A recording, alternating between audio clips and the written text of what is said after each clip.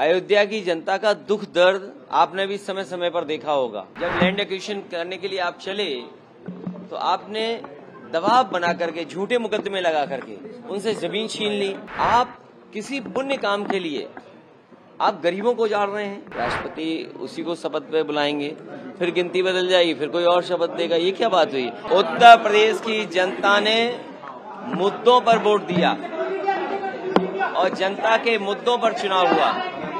जनता ने अपने मुद्दों पे मतदान किया और भारतीय जनता पार्टी की बड़ी हार उत्तर प्रदेश में हुई है। जहां तक सरकार बनने का ना बनने का है, सरकारें बना करती हैं, सरकारें गिरा करती हैं।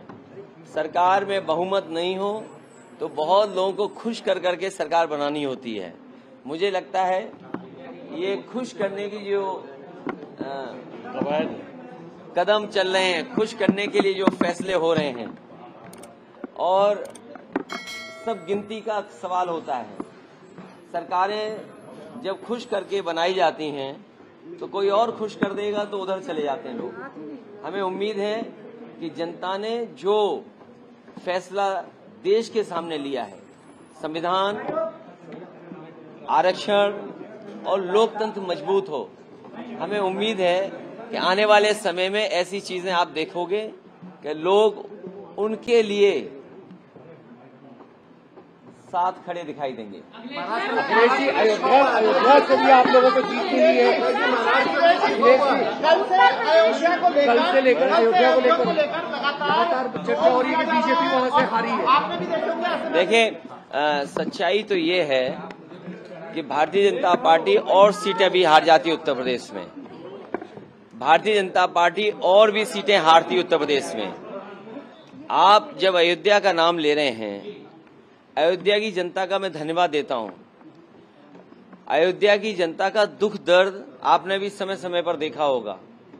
उन्हें जो उम्मीद थी वहां की जनता को, जिस तरह के सरकार का कामकाज था, लोगों को मुआवजा नहीं दिया सही जमीन का, लोगों के साथ अन्याय किया, आपने मार्केट की कीमत से जमीनें नहीं ली उनकी। जब लैंड एक्विजिशन करने के लिए आप चले तो आपने दबाव बना करके, झूठे मुकदमे लगा करके उनसे जमीन छीन ली। न जाने कितने व्यापारियों को आपने दुख संकट पहुंचाया जो 100-100 साल से रह रहे थे, 100-100 साल से लोग रह रहे थे। ऐसे भी परिवार हैं जो अपनी गाय भैंस के साथ, जानवरों के साथ 100-100 साल से रह रहे थे, आपने उन्हें उजाड़ दिया। आप किसी पुण्य काम के लिए आप गरीबों को उजाड़ रहे हैं। तो इसीलिए मैं समझता हूं अयोध्या और आसपास की जनता ने भारतीय जनता पार्टी के खिलाफ मतदान किया। मुख्यमंत्री आ जा रहे हैं, योगी आदित्यनाथ दिल्ली आ रहे हैं सर, उनको तलब किया गया। तो अगर दिल्ली आ रहे हैं तो मेरा आपसे निवेदन है, दिल्ली में रोक लो, यूपी क्यों भेजते हो वापस? सर, अब आपकी सीट जो विधानसभा की सीट है उससे कौन चुनाव लड़ेंगे? हैं? आपका मन हो तो बताओ, हम लड़ा दें आपको भी। अभी कोई स्थिति आप देखते हैं इंडिया गठबंधन की? मैंने आपसे कहा कि खुश करने से सरकारें बन रही हैं, तो कोई खुश और भी कर सकता है। सर, कल खड़गे जी ने कहा वेट एंड वॉच। अभी उम्मीद बाकी है। कल खड़गे जी ने कहा वेट एंड वॉच। लोकतंत्र में और गिनती जब होती है तो आस और उम्मीद कभी खत्म नहीं होनी चाहिए। आस हमेशा बनी रहनी चाहिए, उम्मीद हमेशा रहनी चाहिए। पार्लियामेंट में रणनीति क्या रहेगी आपकी? पार्लियामेंट की रणनीति क्या डिस्कस हुई कल से? अभी बता दें आपको। बिल्कुल सर। अगर आप दिल्ली में, सर, अभी तक उत्तर प्रदेश में हार की जिम्मेदारी भारतीय जनता पार्टी में से किसी ने नहीं लिया है।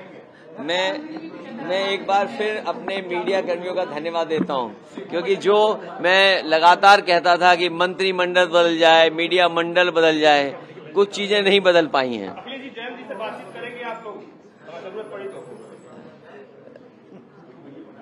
नौकरी का सवाल क्या देखते? मैं समझता हूं अग्निवीर व्यवस्था तुरंत खत्म होनी चाहिए।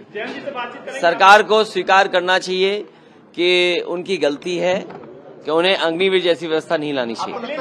और न केवल अग्निवीर व्यवस्था खत्म होनी चाहिए, बल्कि बहुत से नौजवान जिनको रोजगार नहीं मिल पाया, फौज में जाना चाहते थे, उन्हें उम्र की छूट भी देनी चाहिए। एनडीए सरकार बनाने में लगी है और शपथ 8 तारीख को होने जा रही है। 7 तारीख को राष्ट्रपति ने समय भी दिया है। तो अच्छी बात है, वो तो गिनती है, गिनती जिसके पास होगी राष्ट्रपति उसी को शपथ पे बुलाएंगे, फिर गिनती बदल जाएगी, फिर कोई और शपथ देगा। ये क्या बात हुई? ये तो शपथ चलती रहती है।